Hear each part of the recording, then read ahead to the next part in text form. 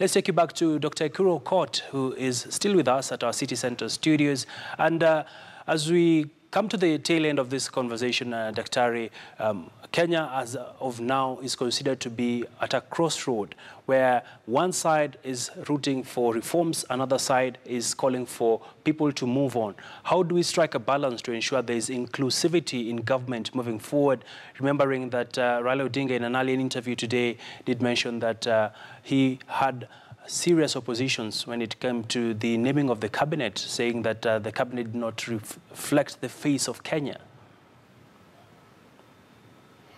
Well, first of all, I mean, I totally agree that Article 130 of the Kenya Constitution ought to have been complied with fully by President Uhuru Kenyatta in appointing the national executive. We ourselves have noted a lot of problems in that cabinet, and we will be proposing our views to the vetting committee of parliament. We noted, for example, that the gender rule has not been complied with. And you know, this is almost a continuation from the problems with the gender inclusion in the last administration of President Uhuru Kenyatta. We also noted, for example, that the youth factor is missing. A lot of youth, I think no single youth has been appointed. That's really already is a mishap. We've also noted that the ethnic and regional balance is required under the Constitution is not there. So we'll be sharing our perspective into that. But let me comment more fundamentally on the question you bring, that is that Kenya is at crossroads. I don't know what that really means. I think we need to be able to define exactly what does that mean in exact terms. What are the specifications of what this Kenya being at crossroads means? You know, if today I wake up just because I've got some persuasion and I want to claim to be the other president of the Republic of Kenya, yes, which is really an illegality on its own, does that really mean that Kenya is at crossroads? I think for me, the fallback position for this country is impunity. People just wake up and decide that I want to do this regardless of what. And I mean, for me, I wish if I was the president of this Republic of Kenya today, I'll be very firm on the law. I will implement the law strictly, that anybody who actually breaks the law must toe a certain line. And I think this thing of being politically correct with individuals who think that they have this false sense of entitlement is what is making Kenya to be at crossroads. I totally disagree. I mean, let's go back to the fundamental question of why we keep on saying that Kenya is at crossroads. We had one election nullified on September the 1st, 2017. Yes. Then a second one was ordered. Then one group of individuals decided, I'm not going to participate in that election. And therefore, the rest of the group went on to election. Then a president was declared. He was given the mandate to form government. Then we went to the Supreme Court.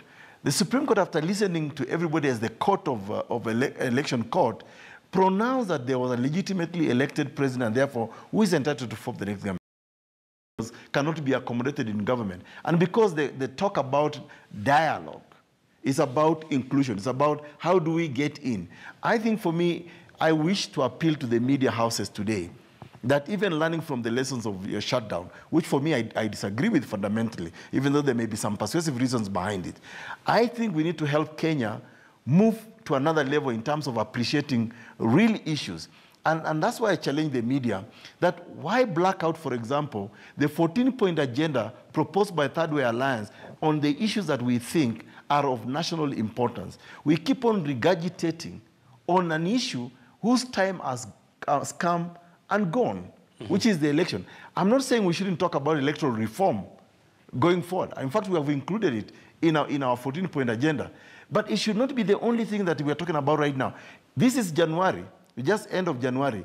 There are many young Kenyans who are committing suicide because they cannot pay school fees or their parents cannot pay school fees for Form 1. We are talking about free secondary education, which was promised by Jubilee government and President Uhuru in their campaign manifesto. As a parent, and there's many parents out there, we should now be asking the government of President Uhuru, why is secondary education not free? We as Third Way Alliance have proposed we should have free education up to university level, up to college level, because we believe that is the greatest investment any country can have on its people, on itself. So this, for me, I think, are the fundamental function, by the way, today. I mean, why is Kalonzo Musyoka missing in the swearing ceremony of Raila Odinga? Why is Wetangula missing in action? Why is Mudavadi missing in action? They don't even believe in what they're propagating. This is individuals who just want dialogue for themselves. And I want to remind Kenyans that in 2007, 2008, post-election violence, we still went into a dialogue. Guess who benefited? It was the same individual who went into government. A majority of their supporters, support base, including the ethnic groups they come from, the regions they come from, did not benefit. And I will point out to you a very recent example. Nomination to the East Africa Legislative Assembly. Of all the supporters of NASA, Kennedy Kalonzo Musyoka, who is the son of Kalonzo Musyoka, who was actually nominated to Yala. Ekuru Odinga, a brother of Raila Odinga, was nominated to Yala. Uhuru Kenyatta, on the other hand, nominates the cousin called Beth Mugo. And I still see blind NASA followers like Norman Magaya, Philip Etale, hurling insults when it comes to actual reward. It's about this clique of individuals, this elite capture of political processes in Kenya that are benefiting. It's not even the majority of Kenyans who are benefiting, which is why for we as Third Way Alliance, we have said, let's talk about education. Let's talk about healthcare. Let's talk about the rape of women at Kenyatta National Hospital. That for me is more fundamental. Let's talk about connecting the counties of Kenya. That is what will benefit the people of Kenya. It's not about dialogue for individual benefit. All right. And Daktari, of course, I know we might not be on the same page when it comes to some of these issues. Of course, the reason why we say Kenya is at a crossroad is the fact that towards healing and ensuring there's restoration of democracy, as well as addressing social ills that continue to dog the country. I agree with you, Ben. Totally agree that we need to heal as a country. And I still challenge President Uhuru must make the first move and say, guys, let's have a conversation about our country. I think the government must lead, and let's not reduce this conversation or dialogue, if you like, to just a clique of individuals. We have the business community, who today, because of this political uncertainty, are losing billions of Kenyan shillings. And so are we as the people of Kenya losing taxes. We have the civil society. We have the ordinary Kenyan. We should be able to have now a conversation about, and I think I challenge President Uhuru Kenyatta to even invite dialogue, including NASA. Let them come to this national dialogue. We can have it at KICC, at Bomas of Kenya. Let's talk about what ails this country. How do we heal this country? It's not about assuaging or massaging individual egos of a few individuals. That I totally agree with. And I also want to challenge you, Ben Agina, and the rest of the media. When you talk about dialogue, let's stop reducing it to just Jubilee and NASA.